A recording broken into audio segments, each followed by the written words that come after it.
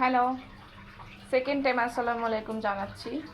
হচ্ছে দেশি নদীর পাবদা মাছ টমেটো দিয়ে রান্না করব, আর হচ্ছে ট্যাংরা মাছ, এগুলো রেখে দিব ফ্রিজে বক্সিং করে। এগুলো ট্যাংরা মাছ হচ্ছে টমেটো দিয়ে মজা, আর এগুলো তরকারির জন্য। আমি জানি অনেক আপুরাই আছে যারা হচ্ছে বাজারে যায়, বাজার করে, বাট আমাদের এ ধরনের কোনো চান্স নেই, যেহেতু আমার হাজব্যান্ড পছন্দ করে না। তো বাজারে যাওয়ার কিংবা বাজার সম্পর্কে কোনো আইডিয়া নেই, দামাদাম কিংবা মূলামূলি এগুলোও জানি না। আসলে এগুলো সম্পর্কে বিন্দুমাত্র আইডিয়া নেই, যেহেতু যাই না, করি না। এই হচ্ছে অবস্থা। আর বিপদে পড়লে অবশ্যই যেতে হবে, করতে হবে। কাঁধে আসলে, যখন সব কিছু কাঁধে চলে আসে, তখন অবশ্যই যেতে হয়, করতে হয়। তবে পারি না যে তা না, পারি, বাজার করতে পারি, তবে সময় মতো সেটা যখন দরকার হয়, প্রয়োজন হয়, তখনই করি।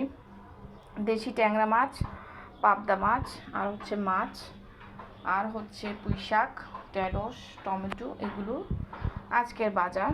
সো ধন্যবাদ সবাইকে সাথে থাকার জন্য। কারা কারা বাজার করো হাজব্যান্ডের সাথে কিংবা নিজে একা, অবশ্যই জানাবে। বাজার করাটাও কিন্তু এক ধরনের ভালো একটা দক্ষতা। নারীরাই তো করে বাজার।